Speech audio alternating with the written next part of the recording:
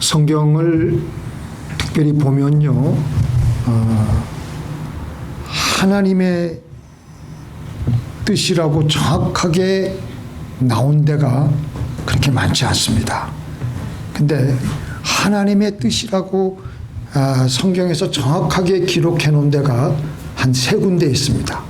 첫 번째가 하나님의 뜻은 아무도 멸망받지 않고 구원받는 것이 하나님의 뜻입니다.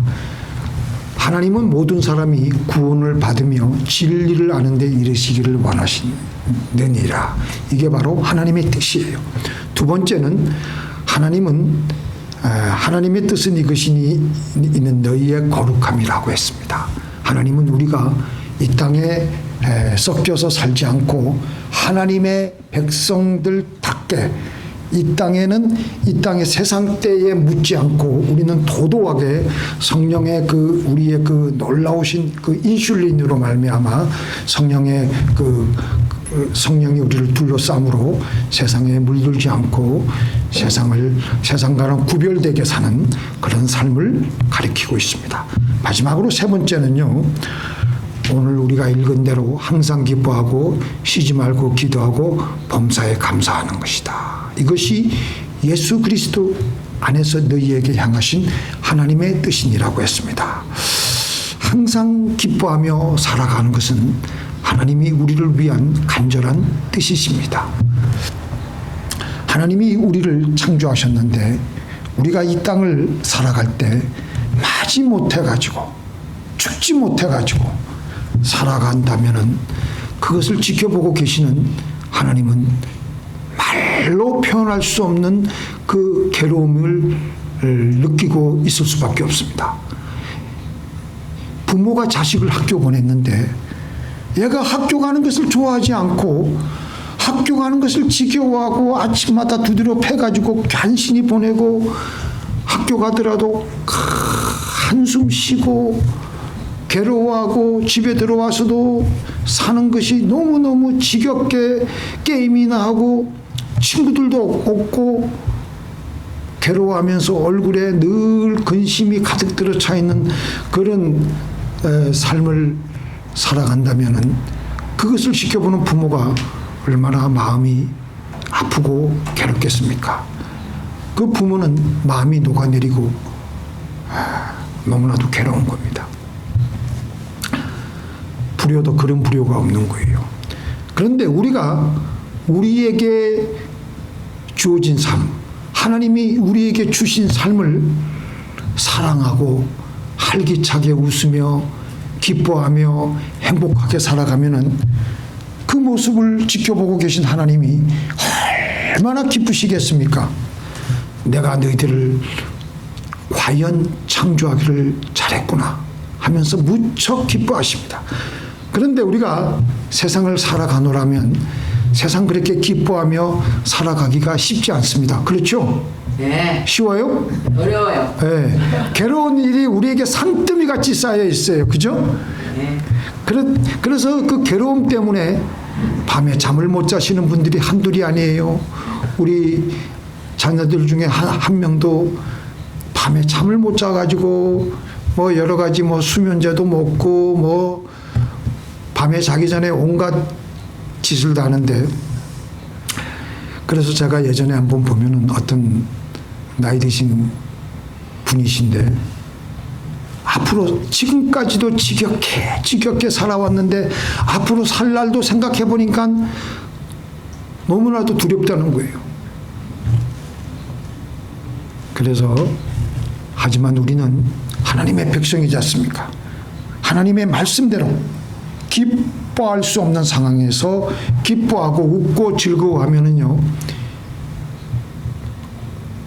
어느 순간에 기쁨이 우리의 영혼 속에 강물같이 밀려 들어옵니다. 그것을 우리가 예전에 시골에서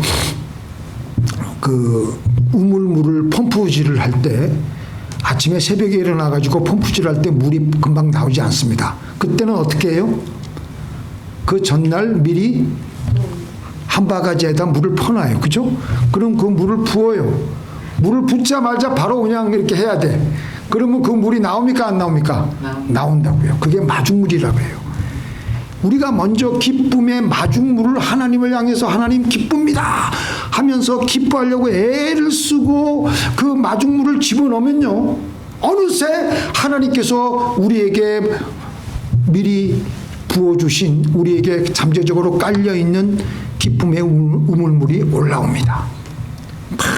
마구마구 막 쏟아져 옵니다. 우리의 메마른 심령에, 우리들의 차가운 현실에 이 기쁨이 흘러넘치고 있으면은 우리는요, 사는 게 틀려요. 사는 게. 할귀가 가득 차게 되며 또 내가 기뻐하고 내가 막 항상 기뻐하고 그렇게 하니까 하나님 명령대로 하니까 하나님이 우리와 함께 할까요? 아니면 함께 같이 계시지 않을까요? 하나님이 함께 하신다고요. 요셉이 그랬어요. 그러니까 우리는 하나님이 함께 하시니까 형통한 삶을 살게 되는 거예요. 보통 잘 되는 집은요, 들어가 보면 서로 깔깔거리고 서로 웃고 환호를 지르는데 잘 안 되는 집은 조용하고 절간 같아. 서로 얘기도 하지 않고 부부간에도 서로 손도 안 잡고 그냥 말도 안 하고 툭하면 오해를 하고 서로 눈싸움이나 하고 마인드 게임이나 하고 서로 눈치를 보고 그러면 그건 될 것도 안 돼요. 오늘 바울 사도가 데살로니가 교회 성도들에게 항상 기뻐하라고 말할 때 데살로니가 교회 성도들이 그 당시 처해지는 상황이 어떤 상황이었느냐, 극심한 로마 황제들의 그 기독교를 향한 핍박이 시작되는 때였어요. 그러니까 베드로 사도, 12사도가 거의 다 대부분 순교당했습니다. 사도 요한 빼놓고. 초대교회 당시 수많은 교인들이 제대로 그 핍박을 피해가지고 카타콤 그 지하 동굴 안에 숨어가지고 살면서 또 잡히면 감옥에 갇히고 또 매를 맞고 또 나와가지고 그 무서운 그 사자의 그 밥이 되고 화형을 당하고 그런 때였습니다. 그리고 경제적으로 너무나도 힘들게 어려운 때였어요. 그런 데살로니가 교회 성도들에게 기뻐하라. 항상 기뻐하라. 쉬지 말고 기도하라. 범사에 감사하라. 그렇게 말하면 뺨이나 안 맞지. 근데 사도 바울은 하나님의 감동으로 말씀을 하고 있는 겁니다. 사도 바울은 이렇게 어려움 가운데 있는 데살로니가 성도들에게 항상 기뻐하라고 말했습니다. 주 안에서 항상 기뻐하라. 이 말씀은요, 원어에 보면은 습관적으로 계속해서 의지를 다해서 기뻐하라는 거예요. 내가 기뻐할 수 없는 상황인데도, 기뻐하고 싶은 무드가 아닌데도 기뻐하는 거예요. 내 쪽에서 기쁨을 선택하는 거예요.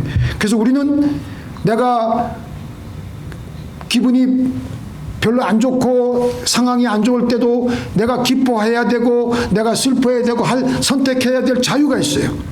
근데 우리가 믿음으로 기뻐하고 얼굴을 막 그냥 밝게 웃음을 짓고 그러면요, 하나님이 우리가 그렇게 마중물 같은 기쁨을 하나님께 믿음으로 드리면 하나님이 중간에 놀라운 기쁨의 물을 우리에게 부어주십니다.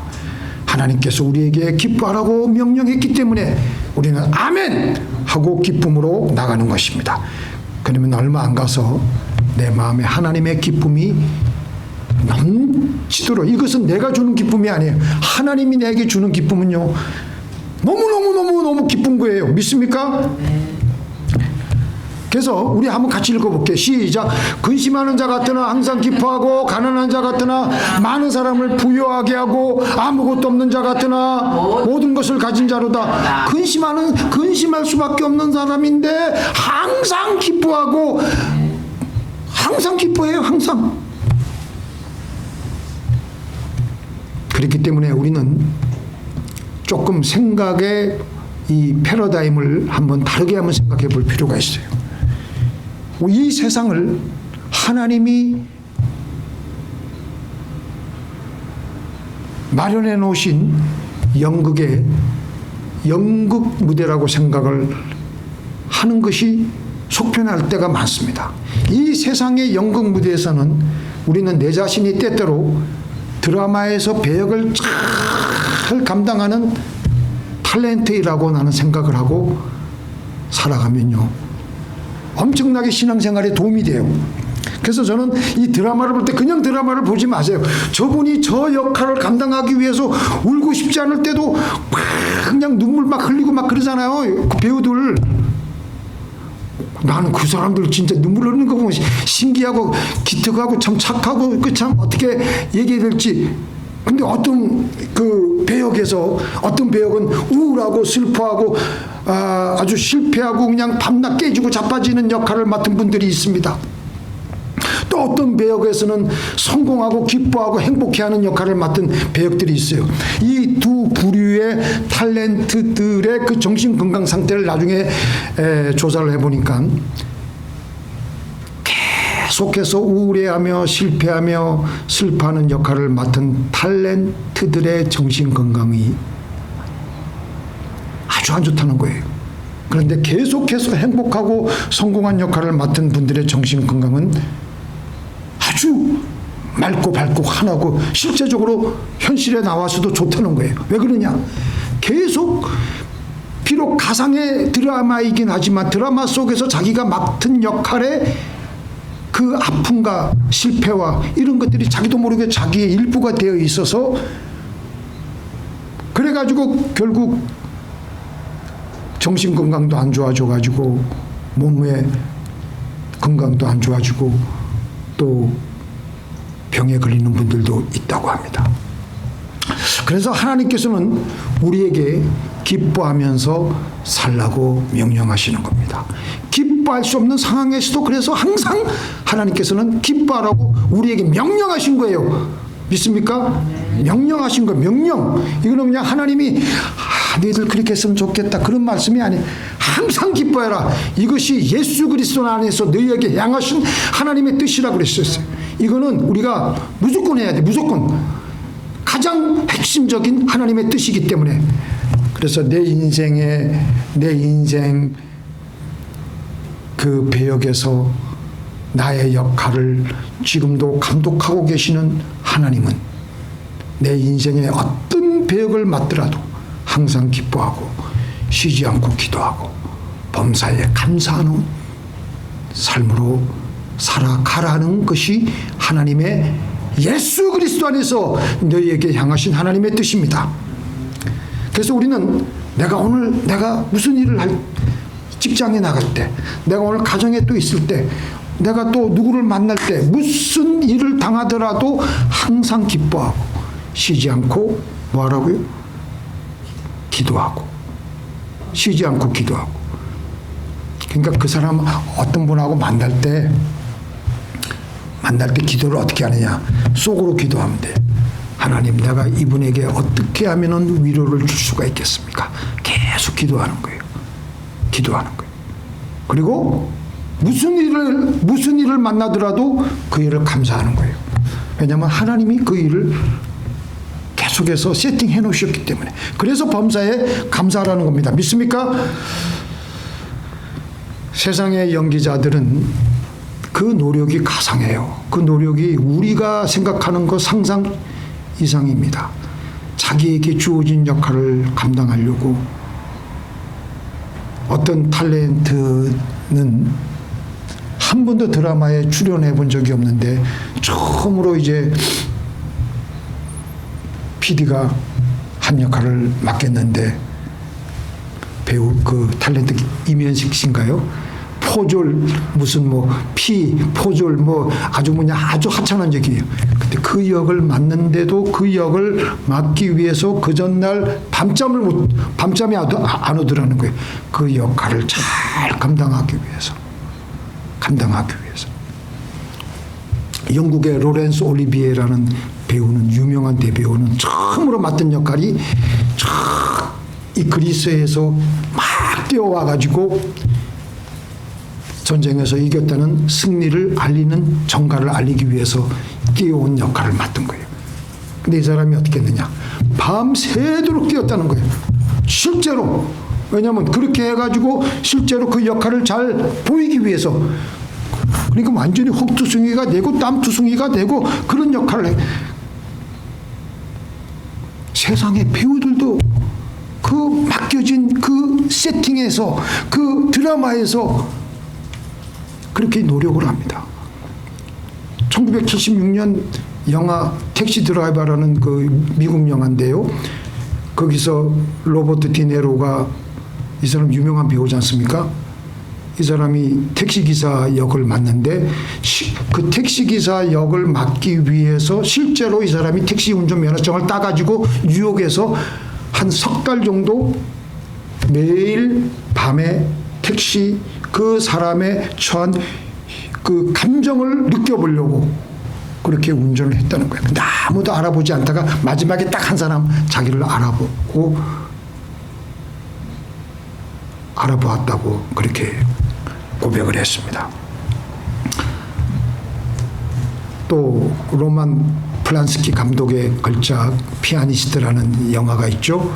홀로코스트에서 살아남은 피아니스트를 이제 배역을 맡았는데, 이 배우가 아드리안 이프로드라는 배우가 그 피아니스트라는 그 배역을 감당하기 위해서 전쟁으로 모든 걸 잃은 절망적인 감정을 연기하기 위해서 실제로 자기의 집과 차를 다 팔고 전화도 끊은 채 유럽으로 떠나면서 절망감을 맛보려고 그렇게 애를 썼다는 것입니다. 세상의 배우들도 명성과 돈을 걸머쥐기 위해서 자기의 모든 것을 내던지는데, 하물며 우리는 하나님이 우리를 지금 지켜보고 하나님이 우리를 이 땅에서 각자의 맡은 역할에서 하나님의 뜻대로 하나님의 지시대로 우리가 그 배역을 잘 감당하다가 천국에 올라가기를 원하시지 않으시겠습니까? 그래서 기뻐할 수 없는 상황에서 우리는 하나님께서 우리에게 원하신 대로 기뻐하고 감사하고 쉬지 않고 기도함으로 감독이신 하나님의 의도대로 인생의 우리의 훌륭한 연기를 하나님 앞에서 하는 거예요. 우리의 청중은요, 세상 사람들이 아니에요. 하나님이 우리를 지켜보고 계신 거예요. 하나님이 우리의 유일한 청중입니다. 믿습니까? 세상 배우들도 감독 눈에 들려고 사람들에게 인정받으려고, 우리는 사람들에게 인정받을 필요 없어요. 하나님이 우리를 지켜보고 계세요. 우리가 살고 있는 상황과 환경이 어떠하든지 항상 기뻐하는데요. 우리는 하나님이 여기서 중요한 비결을 하나 말씀해 놓으셨어요. 두 번째 17절 쉬지 말고 기도하라. 이게 우리의 핵심 비결입니다. 빌립보서 4장 13절에는요, 내게 능력 주시는 자 안에서 내가 모든 것을 할 수 있느니라. 그 모든 이 기쁨에 기뻐할 수 있는 이 힘은요, 하나님이 우리에게 주셔야 돼요. 그래서 요한복음 15장 11절 시작. 내가 이것을 너에게 이름은 너희 안에 있어 너희 기쁨을 충만하게 하려 함이니라. 하나님만이 우리의 기쁨의 근원이십니다. 다른 데서 기쁨은요, 금방 좀 기쁨의 그 형상을 하고 있는데, 가보면 사실은 기쁜 게 아니에요. 우리가 행복해지려고 기뻐하려고 저 산 너머에 무지개를 찾아가듯이 그곳에 가보면 막상 무지개가 없듯이 그냥 허상을 두고 막 그러는 거예요. 그런데 그것으로 향해 가는 과정에서 우리는 현재 주어진 기쁨을 다 놓쳐버립니다. 우리는 삶의 과정에서 주어진 모든 순간들마다 항상 기뻐하며 하나님께 감사하며 하나님이 주신 복을 우리가 누리고 살아가는 것이 하나님의 뜻입니다. 제가 요즘은 우리 아이들이 다 컸는데, 아이들을 제가 이렇게 예전을 이렇게 반추해 보면요, 아이들이 그 자랄 때 3살, 5살, 7살 그때를 좀 더 귀하게 여기고 인조이를 하고 애들을 좀 더 다정하게 대했으면 좋았을 뻔했는데, 좀 요즘 좀 반성을 많이 하는데, 그때 제가 제일 힘들어했던 게 뭐냐면 애들 기저귀 치우는 거. 첫째 처음으로 기저귀를 치우는데 이거 언제쯤 끝나나. 근데 그게 벌써 어느새 끝나고 야, 이게 세월이 그렇게 쏜살같이 가는 것을 제가 체험을 하게 됩니다. 우리는 지금 이 순간 기뻐해야 됩니다. 지금 이 순간 현재라는 뜻도 있지만 영어로는 뭐예요? 선물이라는 뜻도 있어요. 하나님이 계속해서 우리에게 선물을 주십니다. 현재라는 선물을 주시는 거예요. 그래서 하나님은 그래서 그 성경 말씀 한번 읽겠습니다. 세월을 아끼라 때가 아까니라. 시작. 그러므로 때가 아까니라. 그러므로 어리석은 자가 되지 말고 오직 주의 뜻이 무엇인가 이해하라. 세월을 아끼라는 것은요, 지금 나에게 주어진 시간을 항상 기뻐하며 쉬지 말고 기도하며 범사에 감사하고 살아가는 것이 세월을 아끼는 것이에요. 그러면 그렇게 하면 하나님의 뜻을 우리가 알게 되고 하나님의 음성을 아주 생생하게 듣게 됩니다. 그래서 지금 당장은 내가 기쁘지 않지만 힘을 내어서 내가 기뻐하며 하나님의 명령대로 순종을 하면 하나님의 음성이 계속해서 들려요. 하나님의 음성 들으려고 새벽마다 나와서 주여 부르짖고 기도해도 하나님의 음성이 들리겠지만 우리의 생활 현장 속에서 하나님의 말씀대로 항상 기뻐하고 쉬지 말고 기도하고 범사에 감사하면요, 우리의 내면의 음성을 우리는 듣게 됩니다.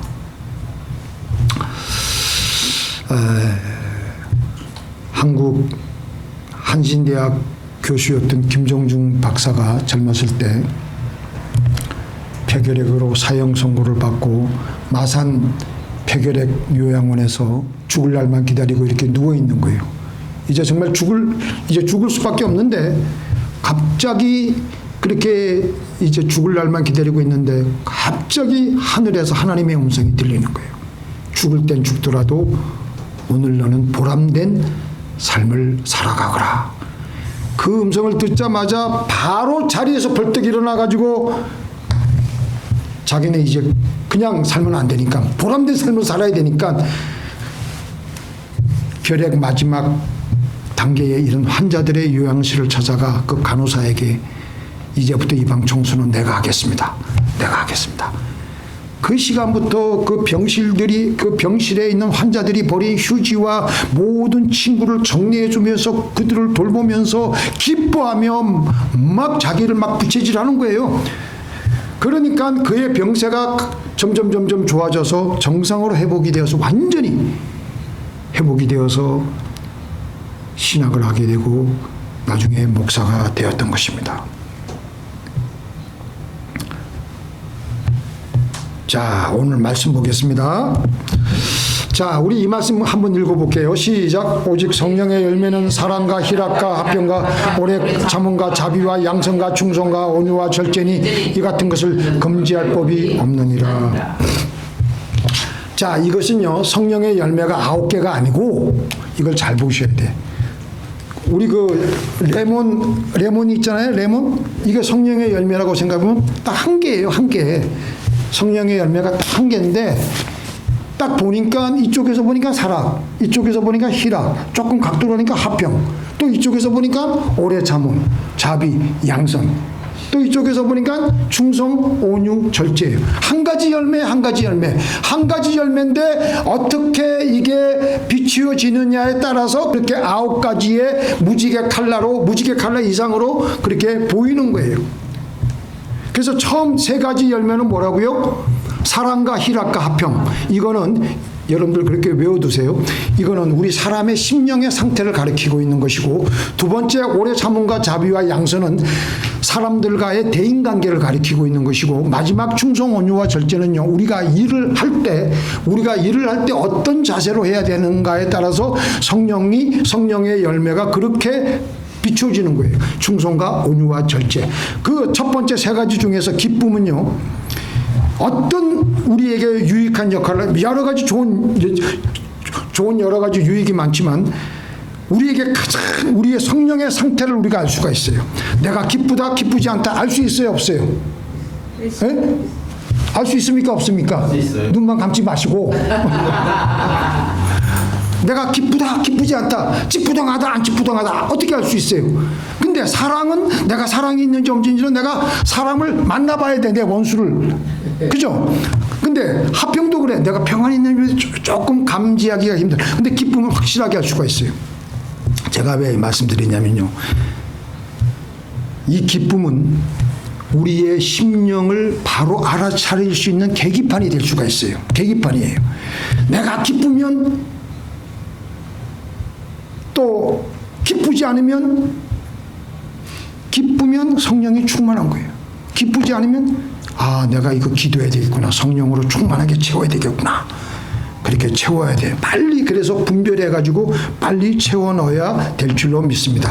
제자들은 기쁨과 성령이 충만하니라. 그러니까 기쁨과 성령 충만은 비례하는 거예요. 그래서 기쁨은 성령 충만의 정도를 알려주는 측정 계기판이에요. 우리가 차를 운전하고 갈 때 내 차에 가스가 얼마나 있는지 없는지 우리가 어떻게 알아요? 앞에 보면 계기판이 나오잖아요. 그걸 보고 알듯이 내 마음의 계기판이 뭐냐? 내 마음이 기쁜지 안 기쁜지. 아이고 내 마음이 영 썰렁하고 영 우울하고 찌푸둥하고 그냥 답답하고 그때 기도해야 돼. 성령으로 채워야 돼. 그래서 그때 하나님께 나와서 뭐 해야 된다? 기도해야 된다. 부르짖고 기도해야 된다.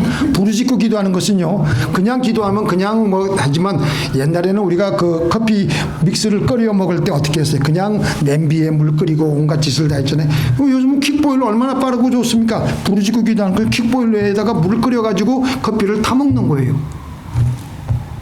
그냥 기도해도 돼요. 되기는. 근데 시간이 걸려. 근데 부르짖고 기도하면 킥보일러처럼 빨리 끓어가지고 빨리 성령으로 충만해지고 데워지고 내 안에 있는 여러 가지 불순물들이 확 빠져나갑니다. 그래서 성령으로 채워지게 되면 뭐가 좋느냐? 기쁨으로 채워지게 되고, 기쁨은 뭐냐? 우리 마음의 힘이에요. 기쁘면 우리가 힘을 가지고 세상을 살아갈 수가 있어요. 기쁨이 없기 때문에, 힘이 없기 때문에 졸게 되고 우울해지게 되고 그렇게 되는 거예요. 자, 시작. 여호와를 기뻐하는 것이 너희의 힘이니라. 아멘. 그래서 성령이 우리에게 충만하게 넘치면 기뻐하게 되고, 또 우리는 기뻐함의 가장 대표적인 그 우리의 그 외부적인 표현이 뭐죠? 잘 웃잖아요. 예?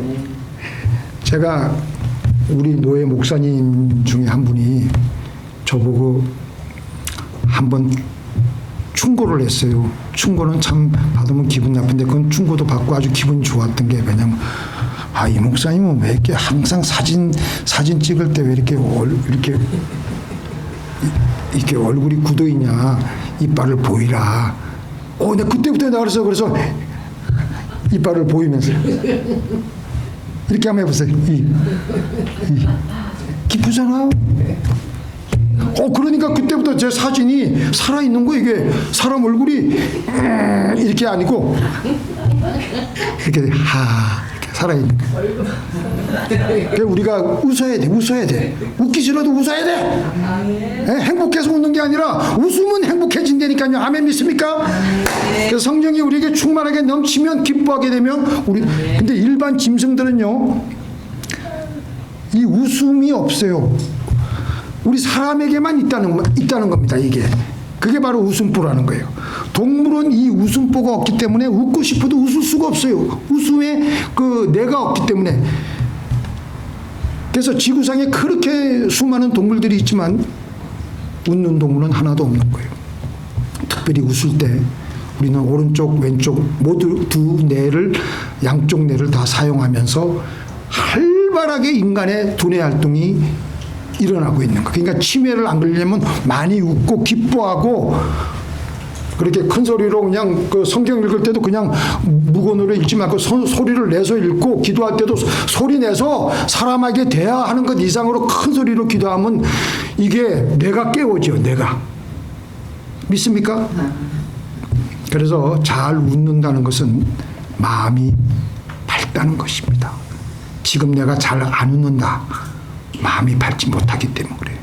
또 잘 웃는 것은요, 내 마음이 지금 겸손하기 때문에 웃는 거예요. 또 잘 웃지 않는 것은요, 마음이 겸손하지 않고 뻣뻣하고 뭔가 지금 심술에 차 있기 때문에 웃음이 안 나는 거예요.